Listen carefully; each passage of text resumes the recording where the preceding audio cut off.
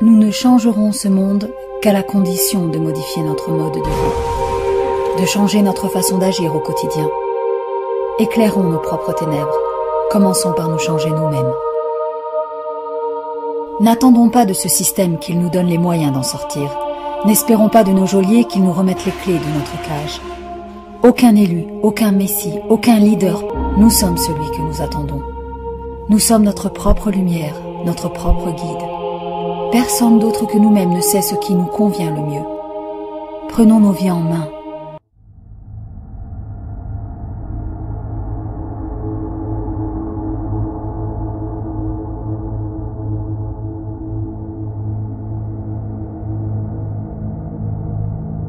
Mais l'un des effets de la conscience partagée que je trouve le plus fascinant et que tout le monde devrait connaître aujourd'hui est ce que j'appelle l'effet méditation.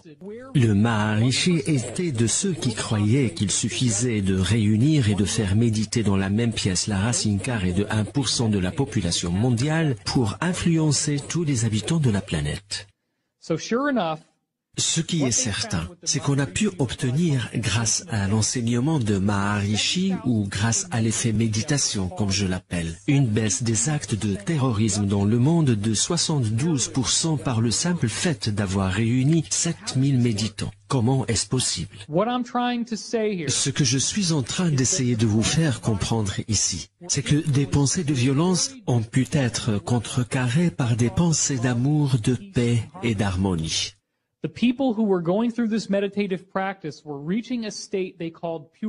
En méditant, ces gens réussissaient à se mettre dans un état de pure conscience, un état d'extrême béatitude et de paix. Et lorsqu'on atteint un tel état de conscience, il y a, semble-t-il, comme un effet de contagion qui se propage à tous les esprits de la planète.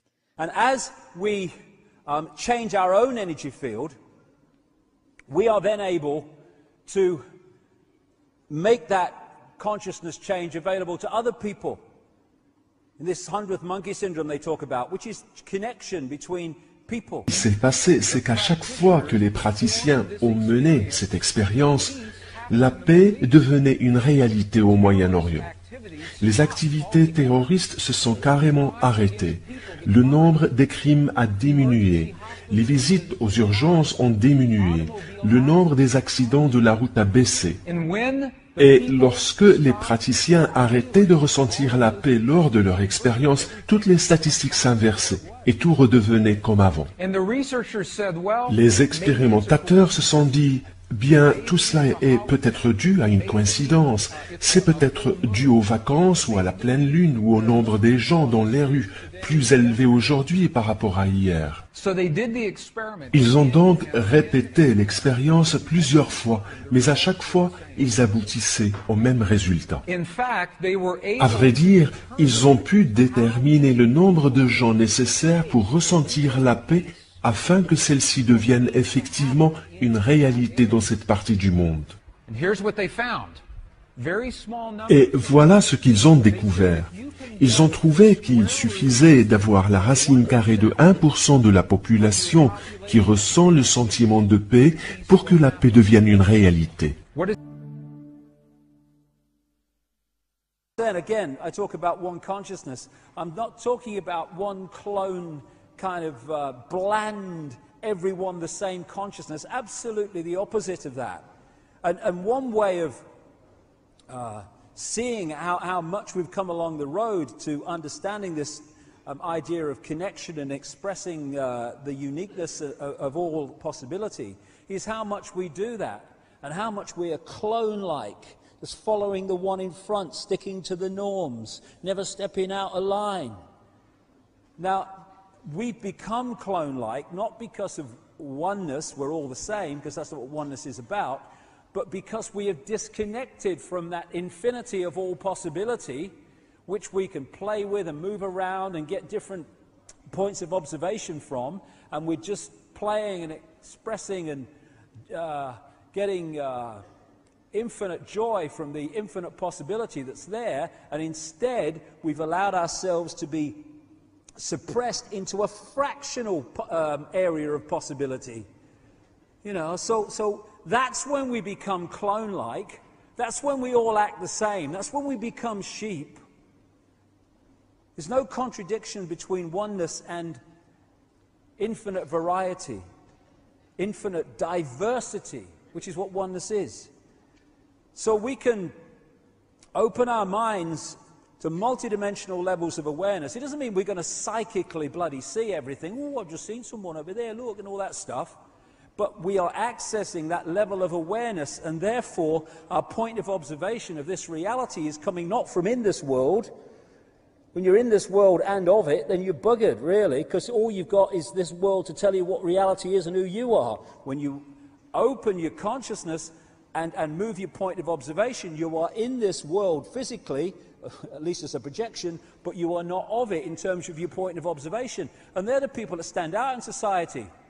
They're the ones that people who are in this mode say, you're crazy, you're mad. No, he's different, because he's got a different point of observation to you. That's all it is. We're the same, but with different point of observation within. We must take that right. You want to laugh at me? Good, have a good laugh. Pleased for you. You want to condemn me for what I'm saying because it's outside the norm? Great, fine. You have a right to say that. I have a right to say this. Everyone's a winner. This is what's happening now. We're starting to wake up, and we have the opportunity now. It's a wonderful time to be alive, because all these things are coming together in this point we call time, where we have the opportunity to break out of this cycle of mental and emotional imprisonment. We're being offered the key with knowledge, with understanding, with the gathering, opening awareness, and with the energy change that's underpinning that. It's now a time for us to decide if we're going to take the key and turn it, with all the implications that has for the challenges in this reality. But my goodness me, the freedom of becoming and returning to the true magnitude of who we are, and leaving behind this false identity that we have been manipulated to believe is us. There it is. There's the key for everyone, all of us, me too, to go like that. It's up to all of us to choose if we're going to do it. It's about time we did, I feel. Thank you very much.